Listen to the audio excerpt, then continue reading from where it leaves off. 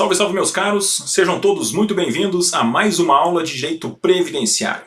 Eu sou o professor Fernando Maciel e estou junto com vocês nesse projeto que visa aí contribuir para a concretização de um sonho de vocês, que é a aprovação no tão almejado concurso. Estamos aqui buscando atualizar todo o conteúdo programático do direito previdenciário, principalmente a partir das recentes alterações que tivemos, quer seja por força da reforma da Previdência, da Emenda Constitucional 103 de 2019, bem como também por força das alterações no âmbito infraconstitucional. Várias leis que foram editadas aí, alterando aspectos relevantes da legislação previdenciária que merecem toda a nossa atenção, porque certamente o examinador vai querer saber se vocês estão atualizados acerca dessas novidades. Na aula de hoje, nós vamos estudar os acidentes de trabalho e as doenças ocupacionais, uma temática de grande relevância econômica e social, dadas as estatísticas expressivas em matéria de eventos infortunísticos, de acidentes, de doenças ocupacionais, com grande repercussão na Previdência Social. Sabemos aí que mais de 70%, às vezes até 80% dos benefícios requeridos perante a Previdência Social tem como origem uma incapacidade para o trabalho. Então é importante que a gente tenha um estudo bem aprofundado acerca de toda essa temática. Então vamos para a tela, dar início ao nosso estudo do acidente de trabalho e doenças ocupacionais. Pois bem, vamos começar aqui fazendo uma análise do conceito que está lá previsto no artigo 19 da Lei de Benefícios da Previdência Social. De imediato chama a atenção de vocês, olha que interessante, o acidente do trabalho, um evento que ocorre no desempenho de uma atividade laborativa, ele não está previsto e conceituado na CLT, mas sim na Lei 8.213 de 91. Então, toda essa disciplina normativa no que diz respeito ao que é o acidente de trabalho, a sua estabilidade no emprego, está lá previsto no artigo 118, está tudo no âmbito da legislação previdenciária, que evidencia a necessidade desse estudo conjunto entre a temática previdenciária com a temática trabalhista. Pois bem, mas o que o artigo 19 da Lei 8.213 nos traz como um conceito de acidente de trabalho? Então, vamos para a tela analisar esse conceito, que vai nos dizer que é aquele que ocorre pelo exercício do trabalho a serviço da empresa, ou então de um empregador doméstico, ou pelo exercício do trabalho dos segurados especiais. Então aqui nós já temos alguns elementos. Verificamos que é esse evento que ocorre no desempenho de uma atividade laborativa em favor de um empregador, de um contratante, que inclusive pode ser aí um empregador doméstico, mas também pode se verificar no âmbito do trabalho rural, ou seja, aquele segurado especial que atua em regime de economia familiar. Então a primeira parte do artigo 19 já nos traz esses elementos. Pois bem, o que mais tem que se materializar para que tenhamos efetivamente um acidente de trabalho? Vamos à tela? Então nós vamos ver que, além disso, é necessário ter aí um evento lesivo, ou seja, a lesão corporal ou até mesmo uma perturbação funcional. Mais do que isso, essa lesão ela tem que ter alguma repercussão na capacidade laboral. Então é importante que haja aí algum tipo de perda ou redução dessa capacidade para o trabalho, quer seja de forma permanente, quer seja de forma temporária. Detalhe que a doutrina costuma afirmar que essa incapacidade temporária ela pode ser pelo tempo necessário muitas vezes para fazer um atendimento no próprio ambulatório da empresa. Não é necessário ir ao hospital, ficar alguns dias paralisados no desempenho da sua atividade. Não, muitas vezes é uma interrupção momentânea daquela pessoa que sofreu aí um acidente, acarretando algum tipo de lesão ou perturbação funcional que repercutiu na sua capacidade para o trabalho, até mesmo de modo temporário. E sabemos também que em situações mais graves, esse acidente pode acarretar a morte do trabalhador, ensejando muitas vezes a concessão do benefício de pensão por morte. Então, na tela vamos confirmar essa peculiaridade, que é o fato de acarretar também a morte do trabalhador, na hipótese em que teríamos aí um acidente do trabalho fatal. Pois bem, quem pode ser vítima de acidente do trabalho? Acabamos de ver aí do conceito do artigo 19, que nos traz alguns elementos para identificar quem efetivamente vai ser vítima desse acidente. Pois bem, então nós sabemos que o segurado empregado vai poder ser vítima. Quem mais? O trabalhador avulso, que também presta serviço em favor de um contratante. Quem mais? O segurado especial, está de forma expressa lá no artigo 19. E também vimos que o doméstico, um empregado doméstico, também pode sofrer acidente do trabalho. Detalhe que isso é a partir da Lei Complementar 150 de 2015. E por que isso? Até a Lei Complementar 150 de 2015, que nós sabemos veio para disciplinar aí aquela alteração que tivemos na Constituição por força da emenda 72, que ampliou o rol de direitos aos empregados domésticos. A partir dessa lei complementar é que tivemos a alteração do artigo 19, passando a prever expressamente que o empregado doméstico também pode ser vítima de um acidente de trabalho. Qual é a conclusão disso? Até 2015, esse empregado doméstico não sofria acidente do trabalho. Ele sofria um acidente no trabalho. Olha que interessante. Então, tá a empregada doméstica fazendo aí a limpeza da cozinha e, por consequência, o piso está escorregadio, ela cai, bate a cabeça e fica incapacitada para o trabalho. Até 2015, isso era apenas um acidente no trabalho. Se ela estivesse incapacitada, receberia benefício previdenciário? Sim, receberia um auxílio-doença comum, um B31. Se ela ficasse com uma sequela, teria direito ao auxílio-acidente? Não. Quando ela voltasse ao trabalho, ela teria direito à estabilidade no emprego? Não. Isso era até 2015. Com essa alteração, que passou a ampliar o conceito de acidente de trabalho, também prevendo a figura do empregado doméstico, nós vamos ter todas essas consequências jurídicas. Ou seja, o empregado doméstico vítima de acidente de trabalho, ele vai poder receber um auxílio-doença acidentário. Se ficar com sequela, vai poder receber o benefício de auxílio-acidente, bem como ao retornar ao trabalho, vai estar garantido com a estabilidade acidentária prevista lá no artigo 118 da Lei 8.213. Então, vamos recapitular. Quem pode ser vítima de acidente de trabalho? Empregado, o doméstico, o avulso e o segurado especial. E vocês vão me dizer, mas professor, está faltando gente aí. E o tal de contribuinte individual? O advogado, o eletricista, o encanador, será que ele não só pode sofrer um acidente de trabalho? Será que o eletricista não pode tomar um choque? Será que o advogado, desempenhando a sua atividade, aí, muitas vezes em condições ergonômicas inadequadas, não pode contrair uma lesão por esforço repetitivo, fruto da digitação? Ele pode sofrer essas lesões, mas elas não serão consideradas acidente do trabalho. Certo? Vai ser a mesma situação do doméstico até 2015, vai ser um acidente no trabalho, porém não acarretará a repercussão previdenciária na modalidade acidentária, ou seja, o contribuinte individual, e nós podemos inserir também aqui o facultativo, ele tecnicamente não sofre acidente do trabalho, portanto não tem direito a receber o auxílio acidente, certo? Então nós vamos excluir aqui do rol de segurados que podem ser tecnicamente vítima de acidente do trabalho a figura do contribuinte individual e também do facultativo. Compreendido? Vamos voltar para a tela. Então nós vimos quem não sofre, o contribuinte individual não vai sofrer, sabemos que ele vai sofrer o acidente no trabalho, porém do trabalho ele não sofre. Mais do que isso, o segurado facultativo também não é vítima tecnicamente de um acidente do trabalho. Quais são as espécies desse acidente do trabalho? Se nós formos verificar o que preconiza a legislação previdenciária, ela vai apresentar 3 espécies. A primeira nós vamos ver que vai ser o acidente típico, lá previsto no artigo 19. Além disso, a legislação previdenciária vai nos trazer as doenças ocupacionais previstas no artigo 20. E, para finalizar, nós vamos ter aí aqueles eventos que chamamos acidentes equiparados, que também passarão a ser considerados nesse conceito de acidente do trabalho.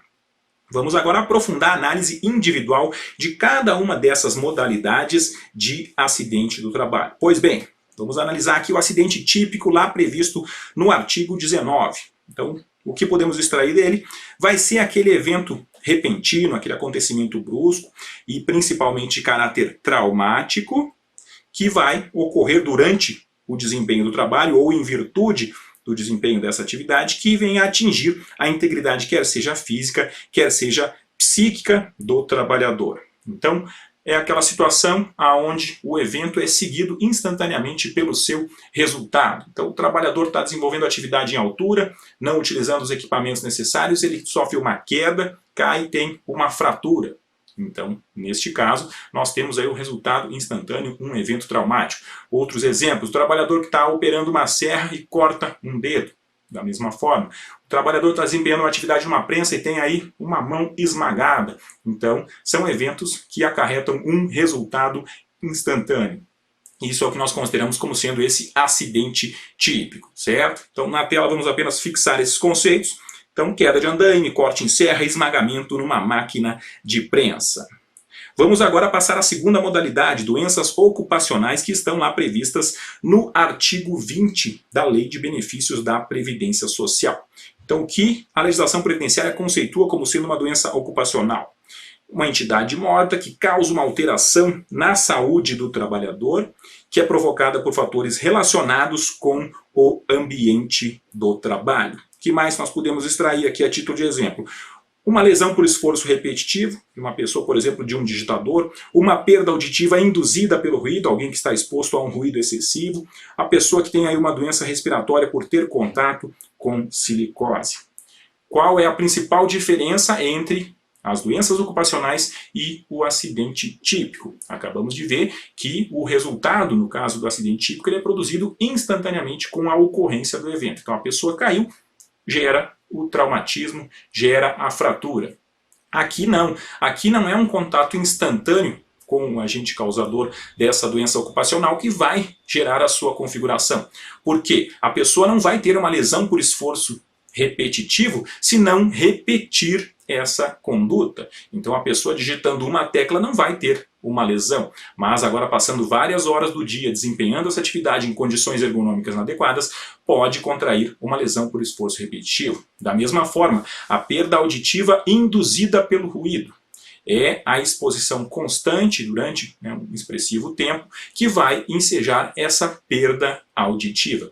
Detalhe importante, essa questão aí de uma perda auditiva tanto poderia configurar um acidente típico. Vamos a um exemplo: o trabalhador está desempenhando a sua atividade e acontece uma explosão na sua empresa. Aquela explosão gera o rompimento do seu tímpano e ele fica surdo. Isso é um acidente de trabalho. Agora, se ele desempenha sua atividade num ambiente com ruído excessivo e paulatinamente vem sofrendo essa perda auditiva induzida pelo ruído, que chamamos de PAIR, neste caso estaremos diante de uma doença ocupacional. Da mesma forma, aquela pessoa que tem contato com um produto aí que gera alguma doença respiratória. Muitas vezes não vai ser aquele contato imediato, mas sim a continuidade do desempenho da sua atividade sujeita a essa condição, ou seja, ao passar do tempo, que vai configurar essa doença ocupacional ao ensejar uma incapacidade para o trabalho. Certo? Voltando para a tela, o que mais nós temos que destacar? As espécies de doenças ocupacionais. Então, doença ocupacional representa um gênero que possui duas espécies. Então, primeira delas, doenças profissionais. Então, olha o que o próprio nome evidencia. É uma doença da profissão. É inerente, via de regra, ao desempenho de certa atividade. Vamos ao tradicional exemplo aqui do digitador. Então, ele desempenha atividades repetitivas e muitas vezes isso vai acarretar uma lesão por esforço repetitivo. Então, estaríamos aqui diante de uma doença profissional. A LER seria uma doença profissional desse digitador. Da mesma forma, é necessário que essa doença profissional esteja prevista lá no anexo do regulamento da Previdência Social. Aqui podemos dizer que estamos diante de um nexo presumido. Então, se eu tenho um digitador na minha empresa e ele contrai uma lesão por esforço repetitivo, seria presumido que isso tem origem ocupacional. Claro que a empresa pode impugnar, pode dizer não, mas esse trabalhador ele pratica uma atividade física que gera essa lesão. Ele joga tênis no final de semana, então ele tem uma epicondilite lateral, medial, tênis elbow, enfim, isso não tem origem ocupacional. Pode acontecer sim, porque é uma presunção relativa e não absoluta, mas há essa relação entre a doença profissional e o desempenho dessa atividade. Compreendido? Vamos voltar para a tela. Então, como vimos, doença profissional é aquela produzida ou desencadeada pelo exercício de trabalho peculiar a uma determinada atividade. E mais, que consta no anexo do regulamento da Previdência Social. Então, o exemplo que nós trouxemos aqui, a lesão por esforço repetitivo dos digitadores. Então, com relação agora à segunda modalidade de doença ocupacional. Aqui, a doença é do trabalho. Neste caso, não é uma doença relativa diretamente ao desempenho de certas atividades profissionais, mas sim às condições especiais em que essa atividade vem a ser prestada. Vamos a um exemplo concreto. Vamos pensar aqui na figura de um garçom. Este garçom, ele trabalha numa boate que produz um ruído excessivo. E fruto do desempenho dessa atividade, ele vai sofrendo uma perda auditiva. Eu posso presumir que todo garçom vai ficar surdo? Não, porque se ele trabalhar numa churrascaria, por exemplo, ele não vai estar exposto a um ruído excessivo e, por consequência, não sofrerá uma perda auditiva. Mas, no exemplo que trouxemos aqui, o garçom da boate, pelo fato de ele desempenhar as suas atividades em condições especiais, nós podemos configurar isso como sendo uma doença do trabalho.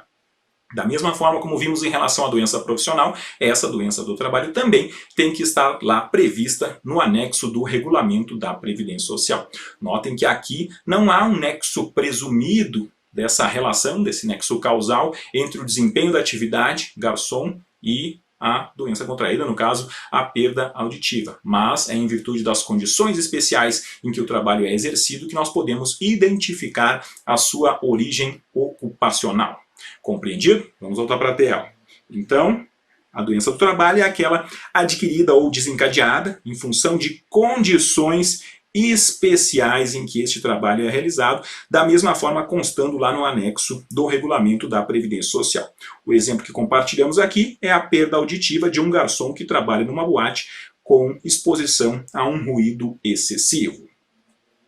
Vamos agora também analisar, no que diz respeito às doenças ocupacionais, algumas hipóteses que, mesmo não estando previstas no regulamento da Previdência Social, vai ser possível o seu enquadramento como sendo um evento ocupacional. É o que prevê o parágrafo 2º do artigo 20 da Lei de Benefícios da Previdência Social. Então, ele vai dizer, na hipótese dessa doença resultar das condições especiais, quando eu escuto essa palavra eu já lembro da doença do trabalho. Então, condições especiais em que o trabalho é executado e também se relaciona diretamente com ele, este acidente de trabalho deve ser considerado. Então, aqui eu trago um exemplo concreto que eu me deparei no meu dia a dia de atuação enquanto procurador federal, atuando em favor das ações regressivas acidentárias, processando as empresas que geram acidente de doença ocupacional. Uma vez eu recebi um relatório de fiscalização de uma empresa sediada em São Paulo, uma empresa de telemarketing, que estava obrigando os trabalhadores a utilizarem fraldas geriátricas. Para quê? Para eles não interromperem o atendimento e irem até o banheiro. E muitos trabalhadores, constrangidos com essa situação, eles não faziam as suas necessidades fisiológicas e alguns contraíram uma infecção urinária. Se nós formos verificar lá no anexo do regulamento da Previdência Social, não vai estar lá a infecção urinária como sendo uma doença associada ao operador de telemarketing.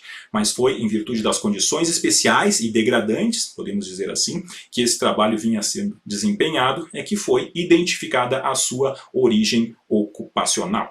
Compreendido? Então vamos voltar para a tela.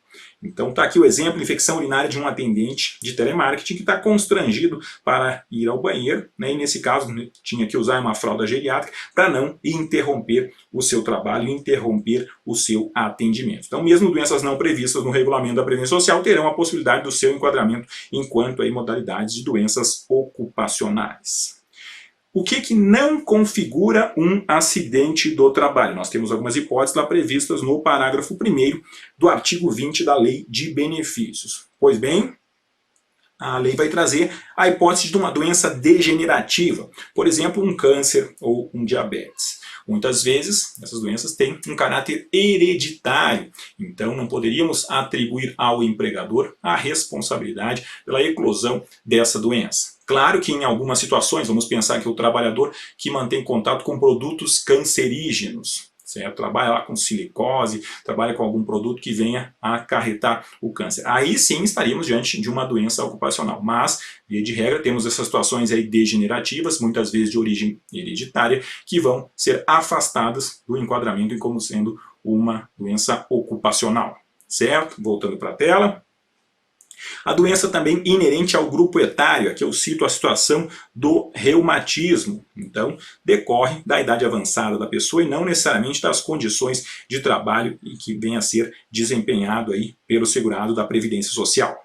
Mais do que isso, aquela que não produza incapacidade, a miopia. Vocês querem um exemplo? Então vocês estão olhando para ele, porque eu sou um míope, eu tenho essa deficiência visual leve, não consigo enxergar muito bem à distância. Se nesse momento eu não estivesse de lente ou de óculos, eu não conseguiria sequer enxergar a câmera para o qual eu estou falando agora, mas essa doença não me produz uma incapacidade para o trabalho. Basta eu colocar uma lente corretiva e está tudo resolvido. Então, lembrando lá do artigo 19, é necessário que este evento acarrete aí algum tipo de lesão ou perturbação funcional que gere a perda ou redução da capacidade para o trabalho e, no meu caso, isso não se concretiza.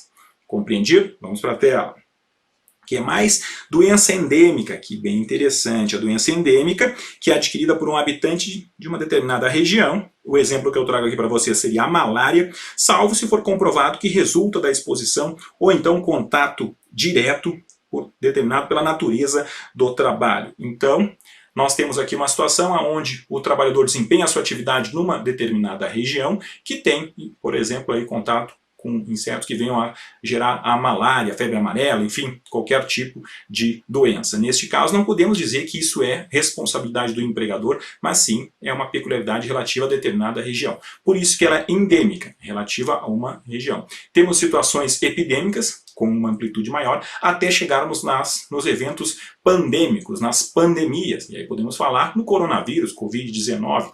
E aí também vamos aplicar o mesmo raciocínio. Em tese, não é configurada uma doença ocupacional, entretanto, havendo nexo causal, por exemplo, o profissional que atua na área da saúde, o médico, o enfermeiro, o técnico de enfermagem em contato com pessoas contaminadas, neste caso, pode sim ter o enquadramento como sendo uma doença ocupacional. Compreendido? Vamos voltar para a tela. Aqui o exemplo que eu trago para vocês, né, de uma doença pandêmica seria a Covid-19. Pois bem, vamos agora analisar a terceira espécie de acidente de trabalho. Já vimos o típico, já vimos as doenças ocupacionais, agora os famosos eventos por equiparação. Então, neste caso, vamos ver aqui primeiro as concausas lá previstas no artigo 21, inciso 1º. Então, a concausa é aquele evento superveniente que, agregado a uma situação pré-existente, venha gerar uma incapacidade para o trabalho. Exemplo, temos um trabalhador que tem algum tipo de doença na coluna, por exemplo. E aí isso é identificado no exame admissional. Mesmo assim, a empresa designa ele atividades que demandam esforço físico, agravando essa condição pré-existente e aí sim gerando uma incapacidade. Então, neste caso, esta situação superveniente, atribuição de condições ergonômicas inadequadas, não respeitando a legislação que determina aí os limites de peso, né, para ser levantados por trabalhador, isso vai evidenciar uma concausa, por mais que a empresa alegue, mas ele já tinha esse quadro clínico, tudo bem, mas você contribuiu para a sua gravação, isso foi uma concausa, vai ser considerado um acidente de trabalho por equiparação. Compreendido? Vamos voltar para a tela. Então, como vimos, apesar de não ser a causa única, contribui para o evento lesivo. O exemplo aqui, condições ergonômicas inadequadas que agravam uma moléstia pré-existente. E detalhe que o parágrafo 2º do artigo 21 fala que não vai ser considerado como agravação ou até mesmo complicação desse acidente de trabalho aquela lesão que resulta de um acidente de outra origem, né, que se associa ou até mesmo se superponha às consequências anteriores. Isso é o que está previsto no parágrafo 2º do artigo 21.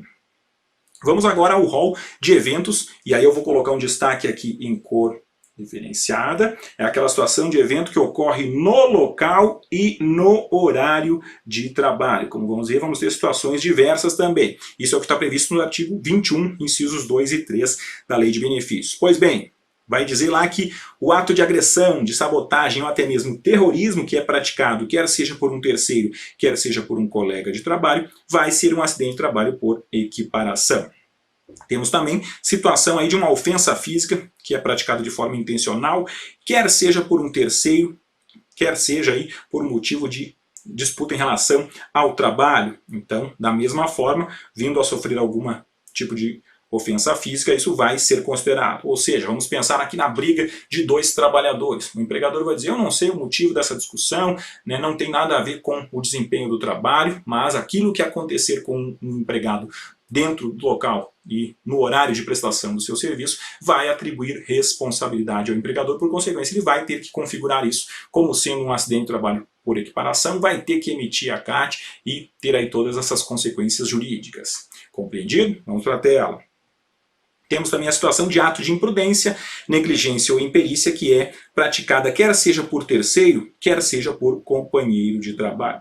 Então vamos pensar na situação, um empregado está lá procedendo à manutenção de um equipamento, o equipamento está desligado, vem outro colega de forma inadvertida e aciona o funcionamento deste equipamento, gerando o acidente àquele que estava fazendo a manutenção. O que a empresa vai dizer? A culpa é desse empregado, eu não mandei ele ligar a máquina enquanto o colega estava procedendo à manutenção.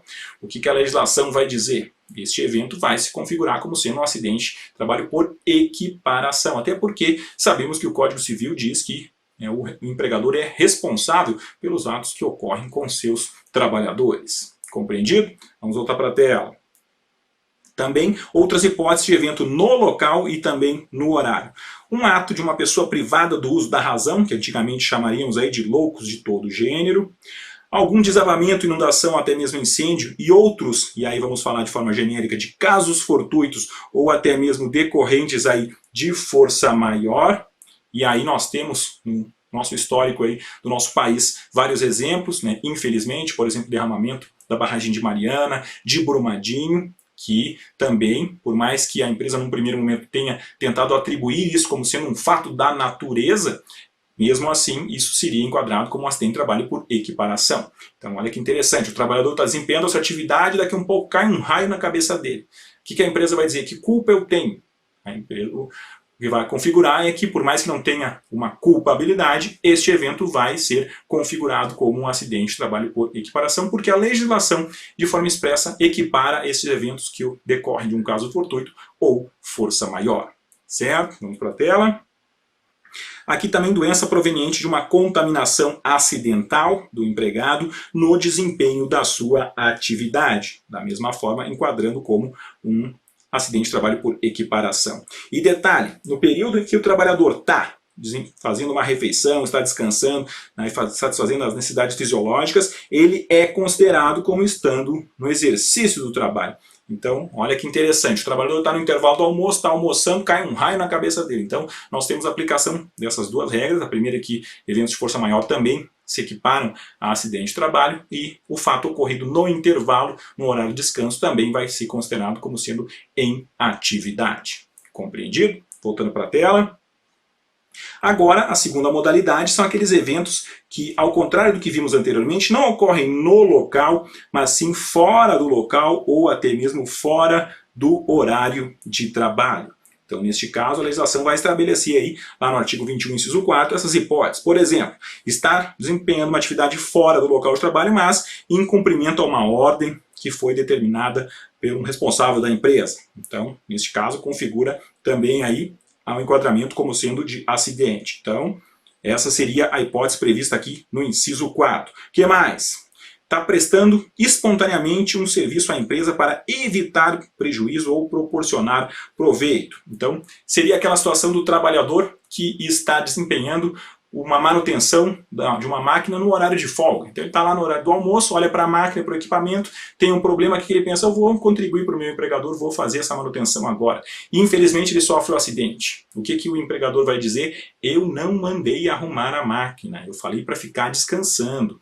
Mas o que o juiz vai dizer a partir da legislação previdenciária? Que essa manutenção estava sendo realizada em proveito do empregador. Por consequência, se deu ruim, vai responder também pelo fato disso ser considerado como sendo aí um acidente de trabalho por equiparação. Compreendido? Vamos voltar para a tela. O que mais? Se o evento ocorrer em viagem a serviço da empresa, mesmo que não seja trabalho, mas também para fins de estudo, para qualificação profissional, independentemente do meio de transporte. Pode ser um veículo da empresa, pode ser um veículo próprio do segurado. Isso também equipara como sendo um acidente do trabalho. E também nós temos aí a figura do acidente de trajeto, o famoso acidente in itinere, que é aquele que ocorre no deslocamento de casa para o trabalho e vice-versa. Então, sobrevindo a um acidente com o trabalhador, isso vai ser considerado um acidente de trabalho por equiparação.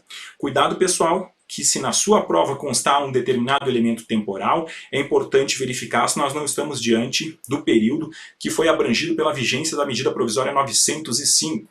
Aquela medida provisória que instituiu o contrato de trabalho verde e amarelo. E por que eu faço essa observação? Porque a medida provisória 905 ela revogou a linha D, aqui do inciso 4º, que trata do acidente de trajeto. Entretanto, como sabemos, essa medida provisória foi revogada pela medida provisória 955 e, portanto, a partir aí de abril de 2020, voltou a configurar como sendo um acidente de trabalho por equiparação. Então, muito cuidado com esse período de vigência da MP 905. Então, na tela apenas vamos fixar essa peculiaridade que a MP 905 revogou o artigo 21, inciso 4, letra D da Lei de Benefícios, de modo que esse acidente de trajeto ele deixou de ser considerado um acidente de trabalho por equiparação, mas apenas nesse período, abril de 2019, ou melhor, novembro de 2019 a abril de 2020, e voltando a vigorar após essa data. Por quê? Porque sabemos que a medida provisória 905 foi revogada pela MP 955. E aqui, pessoal, chegamos ao final da nossa aula, que teve como objetivo estudar o Instituto aí do Acidente de Trabalho e das Doenças Ocupacionais, como vimos aí com previsão na legislação previdenciária, muitas minúcias, essas peculiaridades de diferenciar o que é uma doença profissional, o que é uma doença do trabalho. Muitas vezes o examinador vai tentar inverter esses conceitos para induzir vocês em erros, então fiquem atentos a isso. Espero que a aula tenha sido proveitosa, aguardo aí a avaliação de vocês e também as críticas construtivas para que a gente possa aperfeiçoar cada vez mais esse conteúdo. Se eventualmente sobrevir alguma dúvida, encaminhe aí para a plataforma do GRAM, que em seguida eu envio a resposta necessária. Ótimos estudos a todos vocês e nos vemos numa próxima aula. Até mais!